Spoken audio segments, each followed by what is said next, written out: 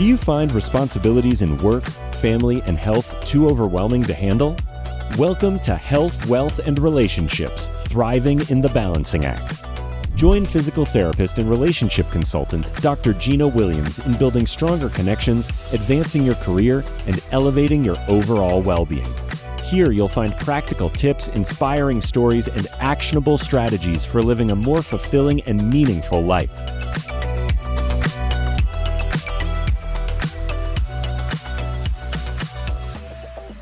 Hello, and welcome to the Wealth and Relationships, Thriving in the Balancing Act. I am Dr. Gina Williams, owner of Mobility Health Physical Therapy, a physical therapy company based in Midtown Manhattan. If you live in Manhattan, you can come to our clinic, or we can come to your home if you're in Manhattan, Brooklyn. We also do the tri-state area.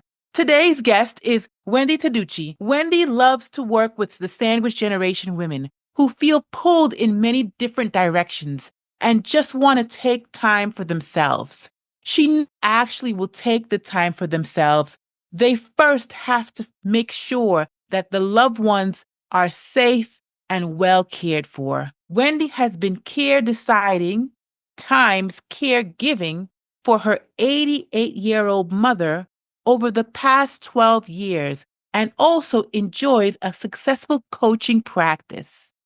Through her coaching, Wendy works with sandwich generation women who are ready to find the time to care for themselves, preserve their sanity, and manage expectations. In fact, before Lauren worked with Wendy, she and her husband were constantly fighting, and Lauren was struggling to find balance between her husband and her mother-in-law.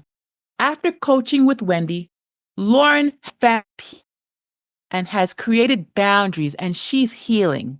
And her relationship with her husband is filled with love instead of anger. She has applied the practices she's learned in other areas of life. Wendy holds a certificate in life and ADHD coaching from Coach Approach for Organizers. Wendy is also a former certified professional organizer. Outside of her passion for coaching, Wendy loves traveling with her husband, Steve. Wendy also enjoys studying the spiritual, reading a good biography, and avid Gilmore Girls fan. Welcome to the podcast, Wendy. Such a pleasure to have you here. Oh, thank you so much for inviting me. It is my pleasure.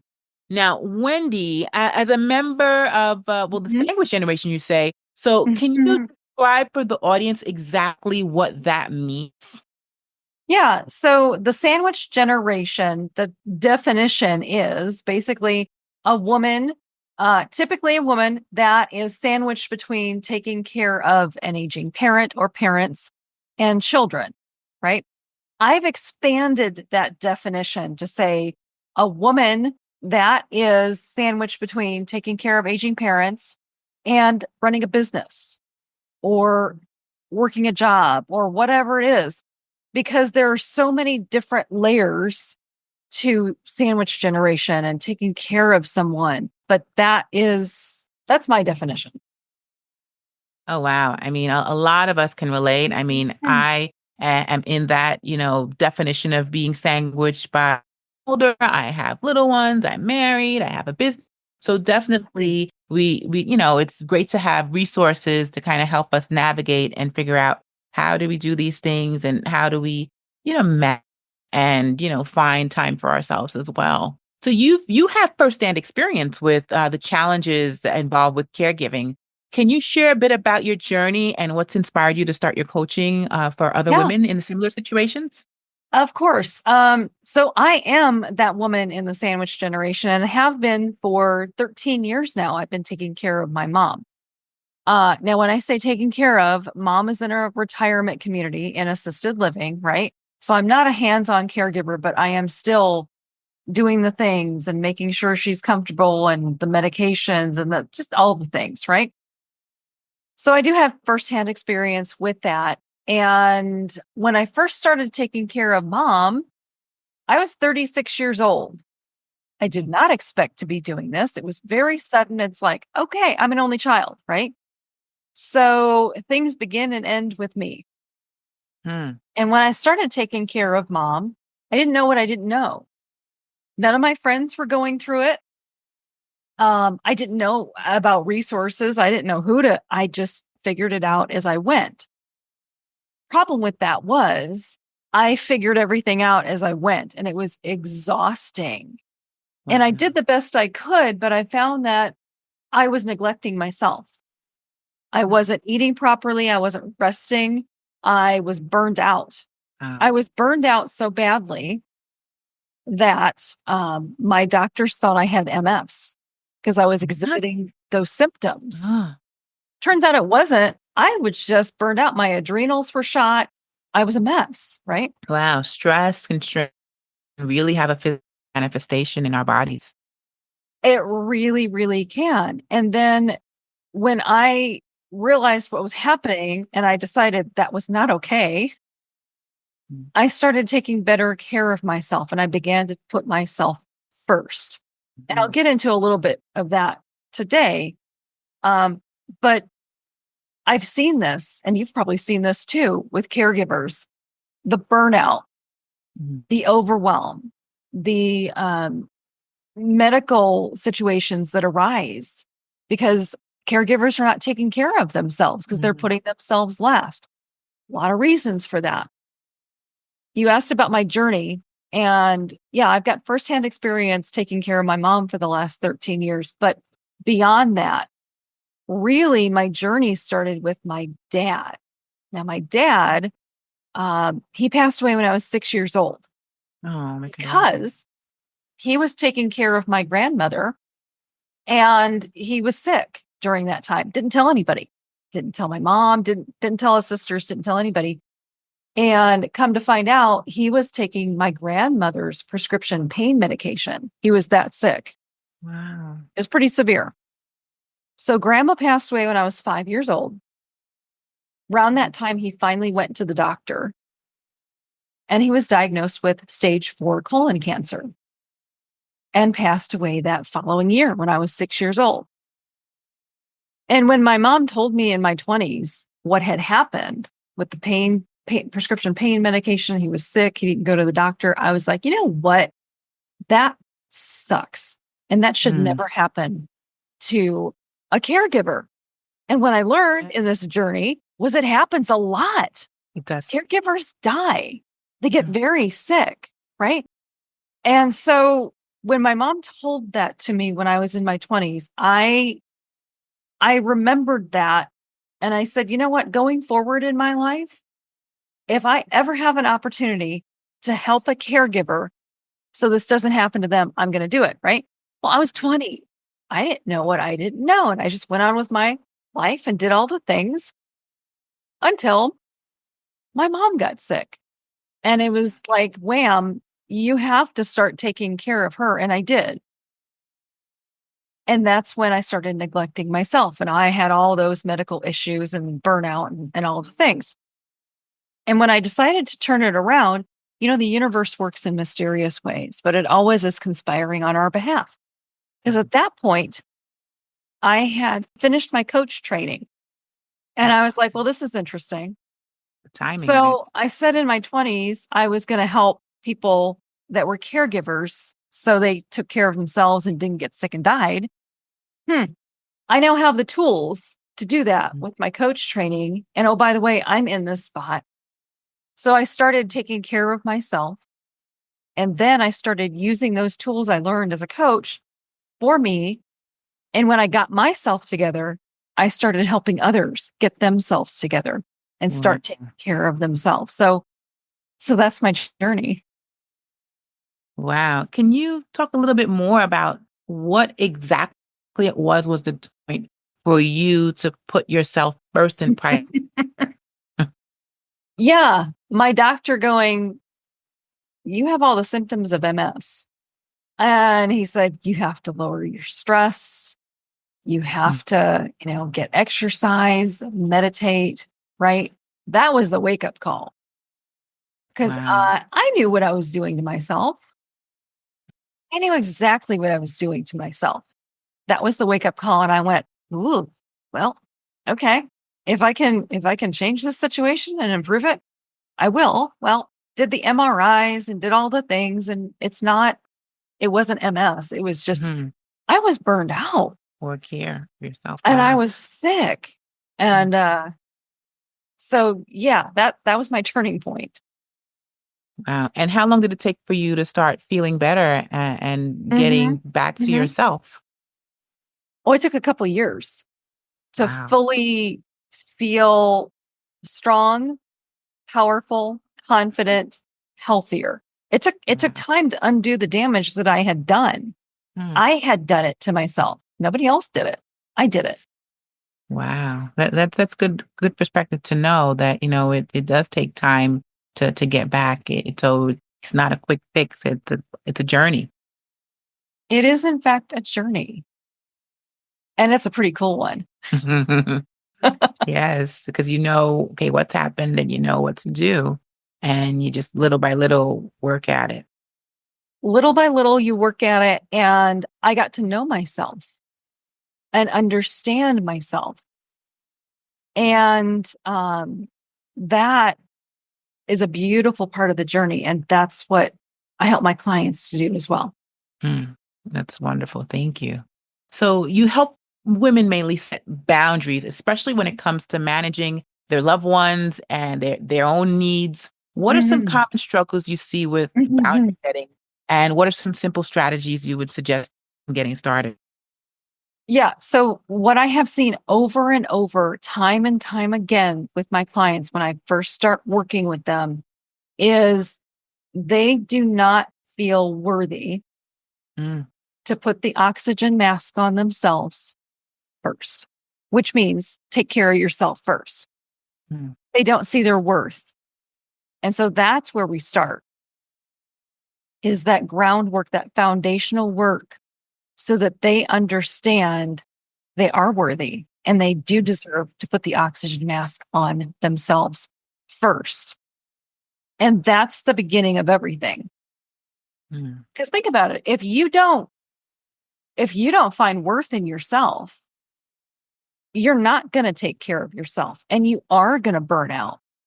And so what's going to happen to those people that you're taking care of if you're burned out, sick, in the hospital? How do you help these women start Oh, changing their mindset to feel like they deserve to take care of themselves first and improve their self-worth? right. That's a great question. And so I start by literally telling them that because they might have heard it throughout their entire lives. But think about it. How many times do you hear you're worthy? You deserve to take care of yourself. We don't Not hear that often. very Yep, often, not at all. No, if at all, if at all. And that's so true. just kind of starting that process and asking them questions, right?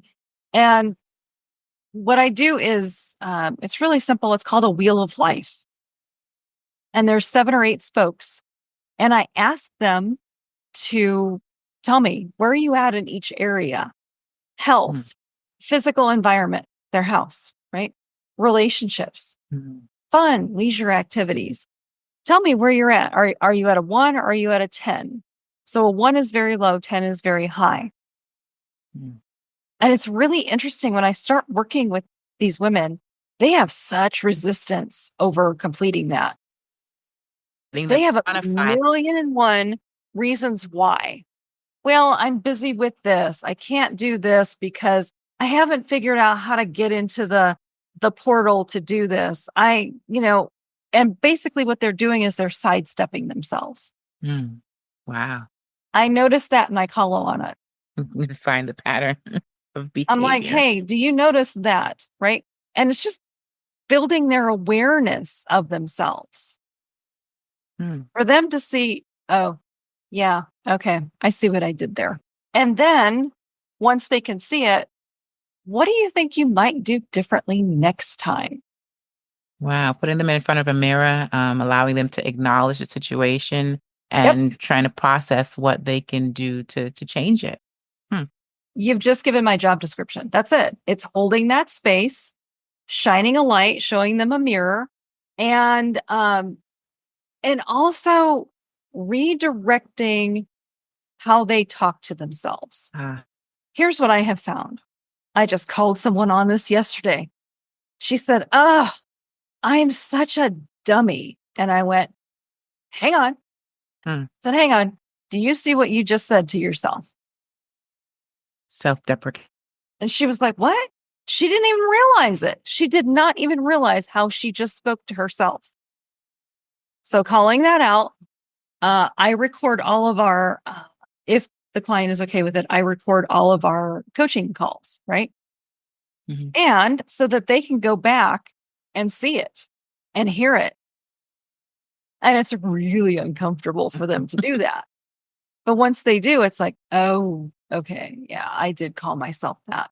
And then I invite them to say it in a different way that's more loving.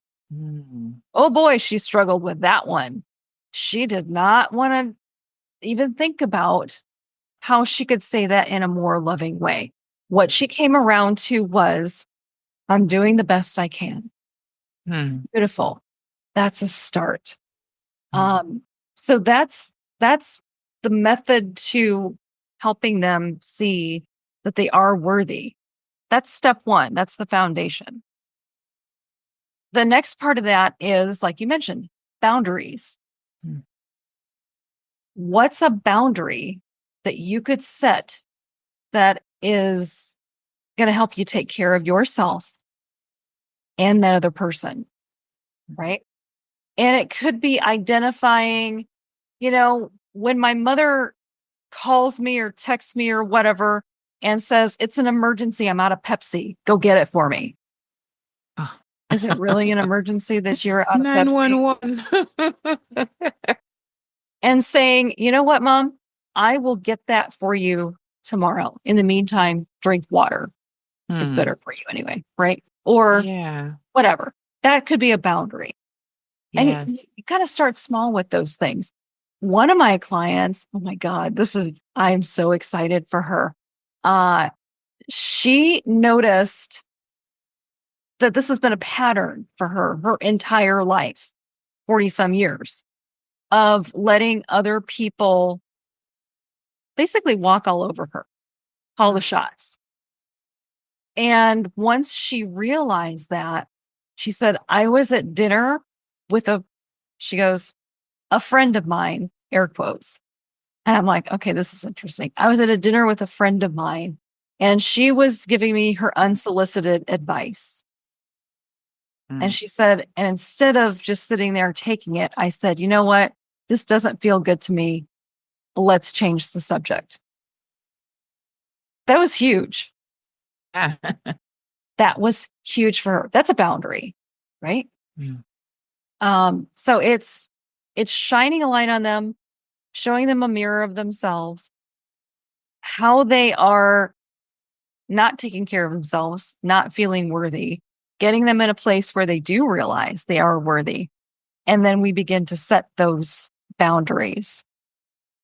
Wow, that makes so much sense. Doesn't it? Mm. Yeah, and it's Yep. so helpful to especially to start doing the work and then realizing when you're in that situation and making that decision Yeah. to change it. And Right? It's like ding, ding, ding, it's ding, ding. Here it empowering. is. Yes. Yes. So empowering. It is So indeed. That's the goal. So when dealing with, your parents who are older and your maybe in-laws and your spouse's Yeah. parents, Yeah. how do you find balance with couples working together to avoid the tension that often arises with situation? Well, so that's great that you bring up tension because there just is going to be tension. Mm. Like Okay. it is not easy. It's Mm. not going to be a cakewalk, especially when you have aging parents, Mm-hmm. when you have a spouse or partner that's trying to help their aging parents. There's going to be conflict. There's going to be tension. There's going to be friction. It exists. And your parents, your in-laws, your partner, your spouse, you have no control over what they're going to do. You just Mm. don't. That's true. And so what you do have control over is how you react. So Mm. I talk about it's that reactive brain, right? Where it's like something happens and you just react. Mm. Instead, getting into being in a different kind of mindset where something happens to upset you, and instead of reacting, you shift that into, okay, that's interesting. How am I going to move forward with this? Mm. Because I know the other person is not going to change. I know my parent is not going to change. They're in their 70s, 80s, 90s. Yeah, they're not changing.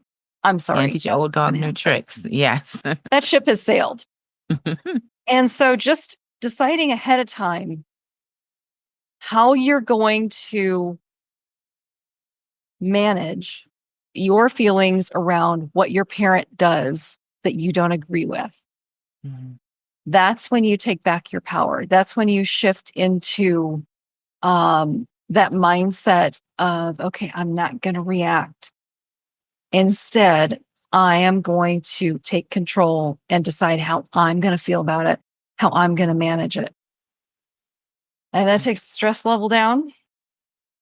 It lowers the conflict and the arguments you have, because you are not in a place of arguing. You're not in a place of fighting. You're just in a place of, okay, that was interesting, right? And Yes. it because why it's hard enough as it is.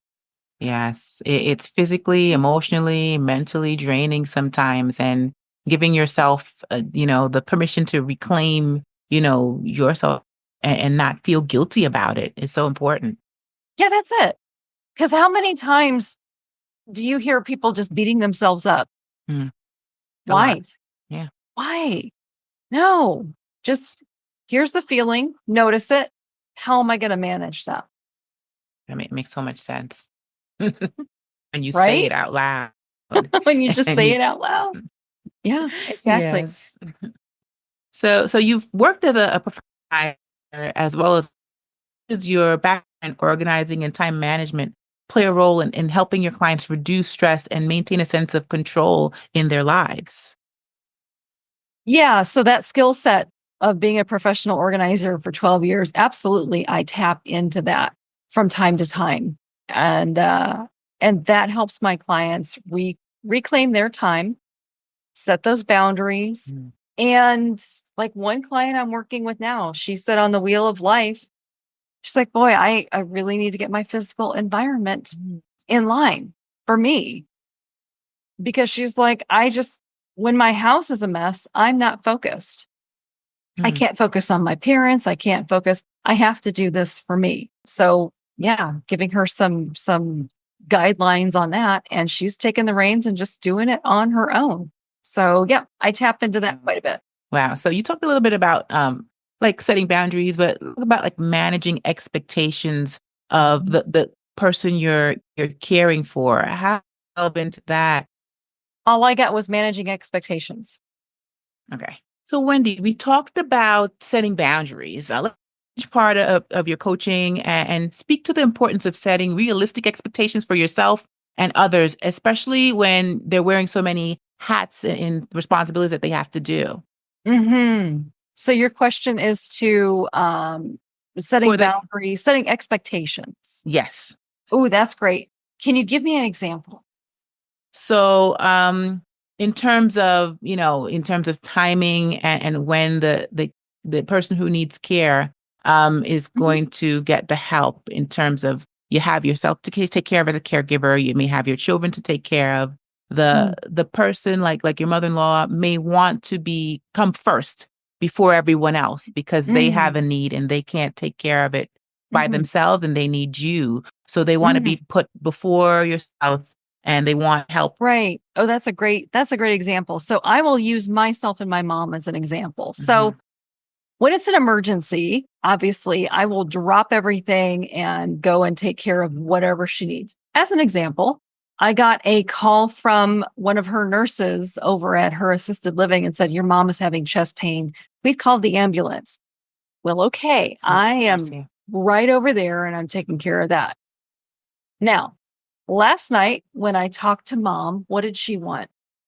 Oh, so mom has dementia. And so Mhm. short term memory, is really, it just sucks, right? Yeah. Long-term memory, she's great on. And so she's like, I want the address for so-and-so in wherever. Well, that person has passed away. Oh. And instead of saying that to her, like she wanted the address now.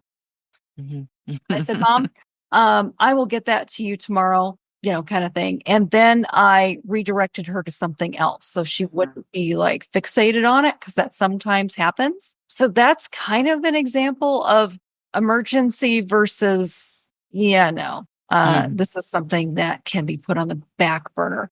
Or like my client with her mom calling her and texting her and going, I'm out of Pepsi. Yes, not an emergency. It is not an emergency, obviously. So, and you use your best judgment on that and make a decision. And that goes to what I was talking about earlier is when I said managing how you're going to feel about something. This is kind of in line with that, but this is something you want to call out ahead of time so that when an emergency happens. First of all, qualify it as an emergency. And then how am I going to deal with that? Right? That emergency shows up. What's my plan of action? What are some couple of things that I need to do? Right? Yeah. Call my husband, text my husband, say, this is happening. He knows my schedule. He can get in and send text messages to my clients and say, Wendy's not available. She'll reschedule. Could be something like that. It could be when your mom texts you or calls you and says, I'm out of Pepsi, that's going to happen. What's my response going to be? So that when it happens, because it will, exactly how you're going to respond. You don't have to stop and think about it. You're just like, okay, this is my response. This is how I'm going to choose to handle that. Does that make sense? Yeah, that makes a lot of sense. So thank you for that. Of course. Just a little bit more. Give us one more example of how you mean you have to find yourself, your balance between marriage, your work, and things that you're passionate about. How do you figure out, what to do first and how to manage things without being too overwhelmed? It's different for everybody, what works for them. I personally use a document every morning in my Evernote account. I know Evernote is like a dinosaur as far as management of things, but it works for me. And it goes, I put in my daily schedule, copy paste. I do my opening prayers, right? Gratitude, because that is so helpful. When you are focused on what you're grateful for, you get more of that. That's so if you're true. focused on what's going wrong, guess what? You're going to get more of that. So I Yes. choose to focus on gratitude. That's part of my morning practice. And then I have my to-do list and the things that are hot for that day, I highlight. And then the next part of that form is, what are you most looking forward to today? What kind of support do you need? And so I take, probably a good 15 minutes and start my day like that. I have other clients that how they like to prioritize is hour by hour because that's what works for them. Wow.